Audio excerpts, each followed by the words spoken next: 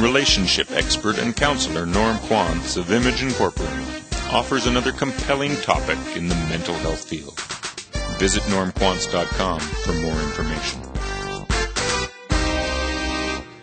Today I want to describe the experience of trauma in abuse and how a person experiences trauma as different from somebody else. And this is true with both male or female.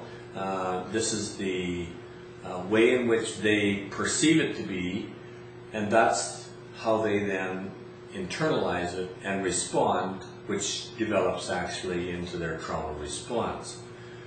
So you can take different types of abuse, and I know I talk in the book about different strategies of abuse.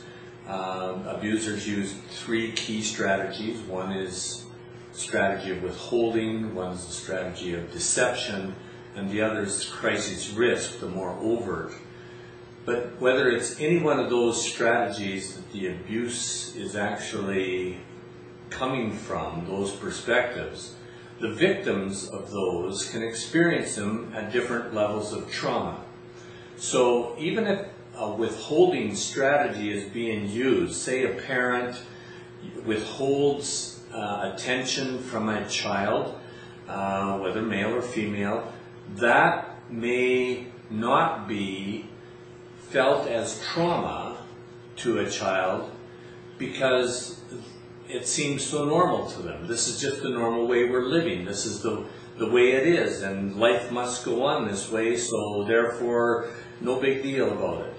Whereas somebody who is experiencing trauma from a crisis risk situation where it's very overt or violent or scary or risky type activity that's going on with the abuser to the victim, that child might feel like, oh, this is so out of the ordinary. This explosion that I see my parent having or somebody else having, to me, is so out of the ordinary. I feel a lot of trauma from that and experience high levels of angst. That can be true, but let's take the reverse of that. Let's say that the one that experiences the withholding strategy type of abuse to them, say that child is not really experiencing that in the normal sense of their life. In other words, there's normal interaction, there's that healthy dialogue going on in the family's home, and then they go to visit their aunt and uncle or a cousin or whatever, and say the mother in that family just says nothing, doesn't interact with him, doesn't comment, doesn't affirm them, doesn't give them any sense of knowing where they stand with her at all. That is different than their experience in their own family. And therefore, that might be a sense of, boy, now, what's going on here? And they're alerted to that. And they may be wondering, have I done something bad? Am I wrong? Is she mad at me? Is there a problem here? And that angst can build as a trauma response to this withholding in the aunt that they don't normally experience in their own home. So there's an example with the withholding, the more passive abuse of a child experiencing different levels of trauma based on that environment. Let's go now to the crisis risk strategy, where it's very overt, very extreme, maybe physical abuse or sexual abuse or very aggressive verbal abuse, that type of thing.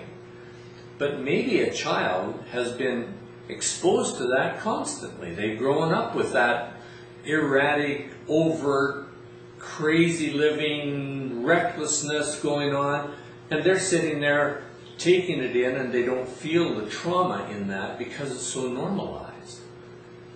That is a key factor in how children experience trauma. And that is, how different is it from what is normally practiced? And it's amazing how children can adapt and actually adapt their perceptions of life based on what is normally happening, the normal routines of the abuse that are going on.